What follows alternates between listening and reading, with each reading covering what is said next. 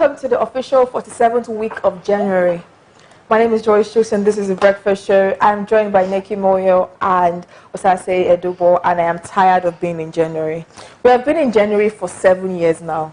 Can you even remember New Year's Day? I don't know what happened on New Year's Day. That's how long we've been in January. Come on. Today's just 20th. Can you imagine? We have done 3 whole weeks and we're still just getting to 20th. Yeah, but apparently this January seemed faster than the previous one. Yeah. No, last year was not this slow. I feel like you guys are remembering this thing wrong. This January is slow. You just thought you were going to work. I feel like some days are fast, some days are slow. No, it starts out fast in the morning, and then when it gets to 12, it's like yeah, it is pissing me off. But I know that next week is going to be like, we're kind of going to be wrapping up January. So yes, after 5 weeks. Anyways, I might just add that I am now an influencer. As you can see, Neki's hair. Yeah, I've influenced her to look a different way. So book me for your brands. Oh God! Now about the hair, right? Everybody in the office, if you're a female in the office, we're all carrying this particular kind of hair, including our producer and our production manager. So yes, if you're out there, join us, join our gang. All right, so congratulations are in order for the Duke and Duchess of Sussex. Now, an agreement has been reached by the royal family from the Queen on how they are going to move from the United Kingdom all the way down to Canada. Now, they are going to keep the home that they're already in, but the money that was spent on the renovations of the home using the funds from the royal family will have to be paid back to the tune of about £2.4 million. And also, Harry and Meghan will have to drop the title His Royal Majesty and Her Royal Majesty, respectively, saying as they're stepping down from being senior members of the royal family, but they will keep being the Duke and Duchess of Sussex. Now, they are meant to make sure that they cover the upkeep of their home in the UK and their home in Canada. Now, they're expected to spend equal amounts of time in the UK and in Canada. And while they're in Canada, they have to keep a home. Now, this home was previously funded by the royal family, but seeing as they're stepping down, they're no longer going to be receiving salaries, and so they have to make sure that they keep the home and they pay for the funding of the home. But happily, Prince Charles will continue giving money to the couple, at least until they find their feet. People are saying that their children would never forgive them, and that Meghan is ruining his life, and Meghan is blah, blah, blah, blah. But we keep forgetting that Prince Harry has never been the royalty kind. Prince Harry has always disliked the British tabloids, and he's been very vocal about it. I saw a video where he was speaking about the death of his mother and said that when the paparazzi chased her into the tunnel and her car crashed, they gathered around her when she was dying and they were taking pictures. Now, when he gave this interview, he was already a man. So you can tell that he never forgave them. This man hated being in the UK so bad that he decided to go to war. He chose to go to war in Afghanistan than stay in the UK. Clearly, this is not Meghan's doing. He just finally found a woman that was not so obsessed with being in the royalty that he could finally leave. And I'm proud of them. I'm happy for them. Well, I feel like, it's a win-win situation, because at the end of the day, it would have been a backlash on the Queen if she had just, ostracized them totally from the family. The world would turn and the world would talk about it really badly. So it's a win-win for them. And at the end of the day, people should learn to live their lives the way they want it to be. Amazing, it's exciting. Okay, for today in history, we're celebrating the birthday of someone that is really important in Nigerian history. And on this very day, January 20th, in 1939, now the ex-governor of Oyo State, Lamidi Onaolapo Adeshina, was born. He studied and obtained a Bachelor of Arts in History from the University of Nigeria, Nsukka, and a postgraduate diploma from the University of Ibadan.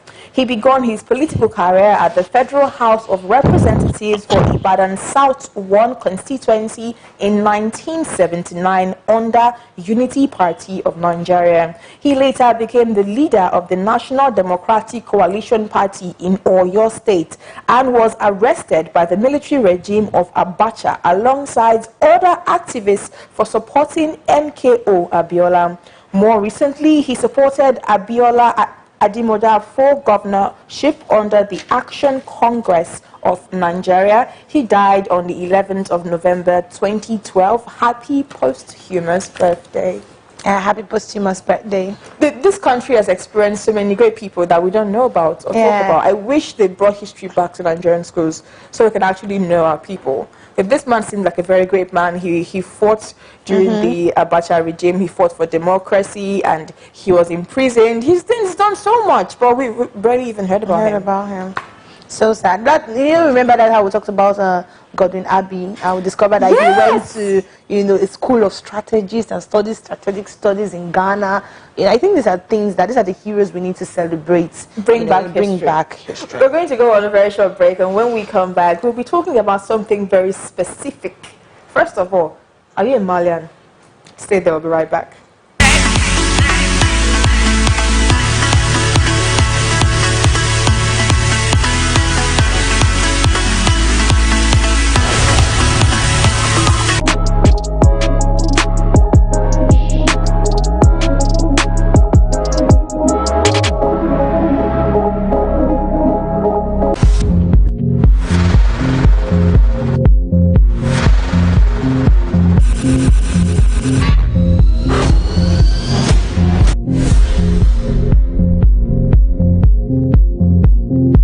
Welcome to the one-on-one with Kayode Dugbe.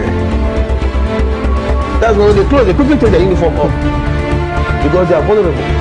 There is no way, from the layman's point of view. Thank you very much, Kere, to come and do their wire fell down and their what the R is V in matter manager called the Capon the Titikapi. Became a worse. Urban Dictionary defined as an overzealous maniac fan of a celebrity.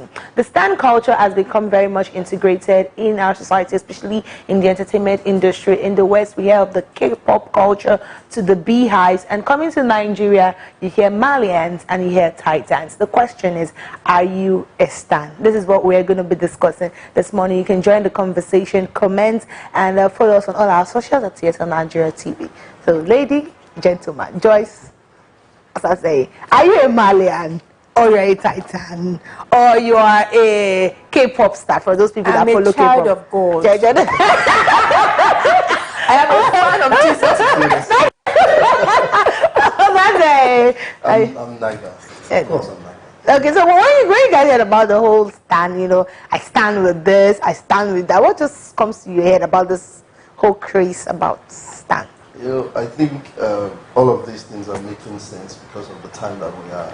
Urban culture, people are just gravitating towards entertainment. And a man called Fletcher said something decades ago. He said, "Give me the songs of the nation, and I don't care who makes its laws." If you take it back to what we're experiencing today, you find out that a lot of people, a lot of youth, so to speak, are more in tune to entertainment, so they will do anything for the person with the revenue. Yes. The entertainment industry and all of that. So the gentleman Naramali came up with his aggregation and said Malians, and a lot of people just kept signing up for it, even though there was no proper documentation as it were. But a lot of people just call themselves Malian. I was at my sister's place the other day, and he had this little boy, 5-year-old, he was insisting that he wasn't going to wear a belt. Why won't you wear a belt? And he was like, yeah, Malian. I'm like, so this thing is, so it has really gotten into most of our youth. And I don't think being zealous for a particular person or for the icon you love is a bad thing. But when it becomes, overzealous, so to speak, it becomes, something for all of us to worry about. Who knows, maybe we could contest for presidency and just Oh, we can't wait for that day to come. When I was doing my research, I discovered that actually the word "stan" was Eminem's hit single in 2002, where he sang about someone, the Stan Lee, that was obsessed with him, and they were always talking, and at some point they stopped talking, but he got really angry that Eminem was not replying him, and then he took his girlfriend and drowned her. You get it? And when Eminem discovered that this person is obsessive about him, that was where the whole "Stan" song came about, thereabout. So Joyce, what do you think this is not going to go away for sure? It's actually not going to go away. I don't find it as a negative, actually. Oh, really? Yes, because it's all about representation. Okay. People always want to be at the center of attention. They want to be revered. They want to know that they exist. Now, previously, we didn't have a one-on-one access to celebrities. We heard of them. We bought their poster and put in our room. We bought their CDs. But we never really knew what they did in their life. People make it seem like people have just started becoming obsessing with a particular group as opposed to another group. But they've always been. Osadebe had a person that they always compared. I think that was Oliver the Cook. It was either Osadebe or you were Oliver the Cook. We had D'banj and Two-Face. But D'banj were people in Nigeria that began stan culture by naming his fans. Cocolets. That's what they call them. And as soon as the person you like decides to not only notice that you exist, goes out of his way to give you a name, you feel special. You feel like they know you. And then in social media, we get to see how they actually live their lives. We get to see them tweet. We know how they talk. We know how they think. So you're there thinking that you're probably the only one that used to soak bread inside tea. But then D'banj wakes up one day and says, I just enjoy soaking bread inside tea. And you're like, oh, D'banj is exactly like me. And for that reason, you feel represented. You feel like you're out there. You might not be the one on the stage, but there's someone exactly like you out there. Naira Marley rode on the wave of being allegedly arrested because he has dreads and he had to scream, "Am I a Yahoo boy?" Thousands of young men that SARS harassed every single day could immediately connect. So it's easy rather for sound culture to grow right now because of social media. We can see them, we can feel them, we can align with them and decide that what they are is what we are, and we're going to fight for them if somebody comes against them. I do agree with what she said, like what they are is what we are, and we're going to fight for them. The truth is, they are also human beings. Okay.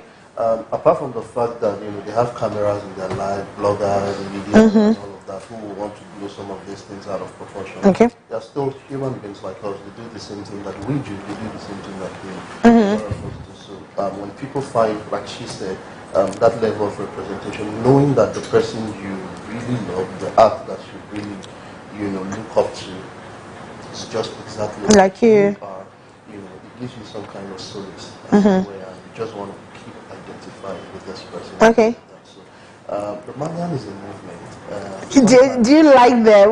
We get to see lots of Malians around us a lot. I'll be honest. I like the name. I do really. I believe we should begin to Bob Marley instead. Is it Bob Marley? Yes. Maybe, wow. But then again, I think he has a strong message. I think so for the youth. Coming up with pop culture that is not of you. If you've never been harassed by the SARS guys or the police guys, you may really not understand why. But if you have, you know how deadly these guys can be and some of the things they can do. So I completely agree with that. Okay. So is there anyone that, talking about representation, quick one, is there anybody that is representing you? Even if the person is not popping like the Malians and the Titans, but is there somebody out there that the person does something like, oh, this is me, the person is like me? I've always loved There's no one person that I would say embody me. I see myself in bits and pieces of characters. Okay, but who do you, okay, like how many people do you see, if just one, like you just see a bit of you in that person?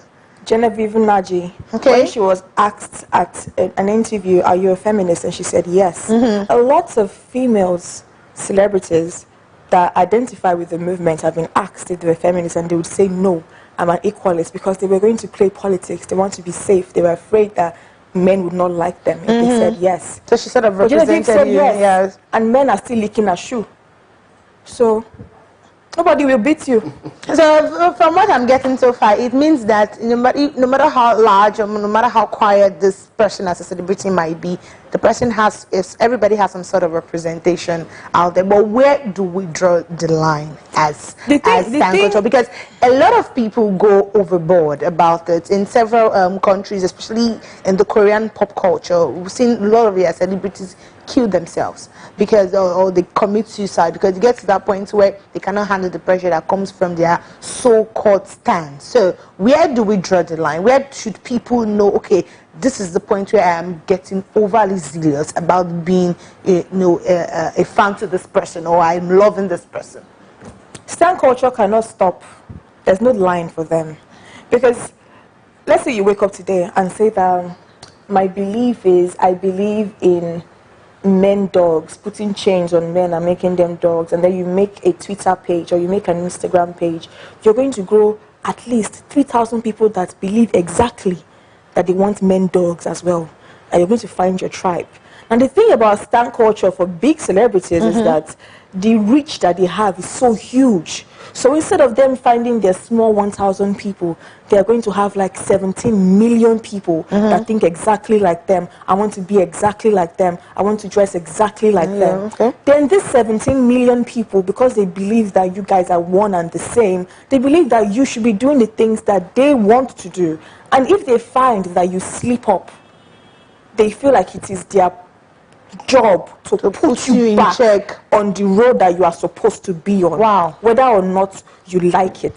For example, Rihanna started dating this her billionaire. They're broken up now, and people are really offended because they always wanted Rihanna to be with that kind of man.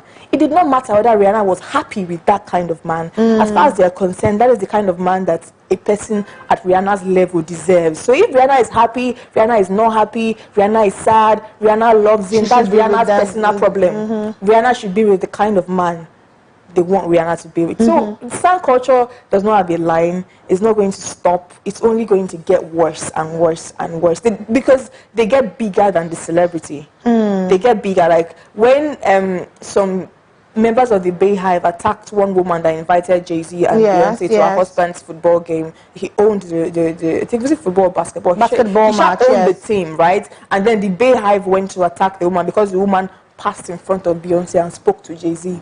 They went to attack her. They did not care that this woman invited Beyonce to her house. They did not care that Beyonce was this woman's friend, family friend for that matter. And even when Beyonce's publicist came out and said that that behavior is poor, they attacked the publicist. They get bigger than the fan. Wizkid FC is bigger than Wizkid, and there's nothing they can do about it. Do you agree? Are you saying that there's no way to curb it? There's no line to be drawn. They just keep going and going, and they just, hit the rock. Like I said earlier, because of the times that we are, a lot of those things cannot be curbed. Social media, it's there. Even in football, True. you see huge comparison between Ronaldo and Messi. True. And people want to kill themselves. I mean, the last Ballon d'Or, you could see how much people were so against Ronaldo, how much people were for Messi, and back and forth. So it held to an extent when we are able to compare one person to another. It's also kind of, just basically. But then again, even though we may not be able to draw the line, as it were, I think people should calm down. I think they should understand that these guys are humans. They have a life of their own. They also need to live the life of their own. So if they want to live their life, everybody has the right to live his or her own life on his own terms, right? So the fact that they are big artists and they are out there does not necessarily mean that your opinion should be their own determinant force, right? So I think people should calm down. Let's cut these guys some slack and let's just leave. All right, so guys, well, we're going to wrap up the conversation. What are your last words? The recent stan movement that really caused a lot was between, the former, this concluded Big Brother Niger, the winner, Mercy, and she getting death threats. She's seeing RIP of her mom on Twitter, and people are accusing Chacha Titans of, sponsoring that movement. So in your last words, what do you think can be done? I think celebrities should hold their fan base accountable, and hold themselves accountable, because if you do not control your crowd, they're going to wild out. But the thing is that they do not want to hold their fan base accountable because they do not want to lose them. They do not want to offend them. They do not want to be on the receiving end of the venom that their fan base can throw out, and they want to be able to use them if if the case arises. If you're going to drop a new album, you want to get the most streams, you want to be able to tell your stars to do a thing for you and be sure that they're going to do it. So as much as they think about holding them responsible, they do not want to lose them. So they usually believe that if they are quiet, the problem will just take care of itself and go away. At the end of the day, it's not really me that did it. You cannot hold me. I'm not the one that did it. Yeah. But they should. It's what they need to do. They should be able to hold their fan base accountable. They should be able to release statements if need be when they see that their fans are bullying another person. Sure. Because it is always happening. It is constantly happening. There isn't much that you can do, but you can show that you do not stand for it. Beyonce doesn't really speak about it. There was a time that she used to speak to her fan base, and then they really told her, like, babe, this will not really be your business. Try mind your business. You do what I want to do your own. That's basically what they told her. She was telling them to calm down. So they were like, first of all, Beyonce, nobody is talking to you here. This is about the Bayhive. Either you like it or you don't like it. If you don't like it, you can go to us and shut your mouth. We are busy. Oh. That's how your fan base can get bigger than you. Wow. But you should constantly show them that you're not for that. So people do it. Zendaya does it a lot. Let's say she posts a picture and somebody comes to comment and say that you look nicer than this person, and she will tell you that we don't cast down people in this place. So you should constantly put them in check. Sorry. I'd say, like I said before, let's calm down, but generally speak out. You still have huge following, you still have a lot of authority. Yeah. The word from you could, cushion some of this effect, even though sometimes we've seen that it doesn't necessarily work. But speak out. Hold them accountable, like she said. And then probably get a team of good, solid PR guys around you who help cushion a lot of this effect. It's cool now because the times, but if it continues like this, it's just going to more and more triple its effect. It becomes bad, for one of the better phrase. So speak up, talk to your fans, engage with them as much as you can, and I think that will curb it to maybe some extent. All right, thank you so much, guys. I really enjoyed learning so much from you guys. All right, so this is the point where we've come to the end of the breakfast show today. Whether you're a Malian, whether you're a Titan, a K-pop fan, or you're a Bayhivian, you just make sure that you know where to draw the line in the world of stan culture. We'll be here on Wednesday talking about nothing but everything. Do well to follow us on all our social media platforms at TSL Nigeria TV, and you can get news on the go. It is tslnigeria.tv. Subscribe to our YouTube channel, TSL Nigeria TV. My name is Neki Moyo, and your week is beautiful. Bye for now. Stay connected to TSL Nigeria and get updates on the go.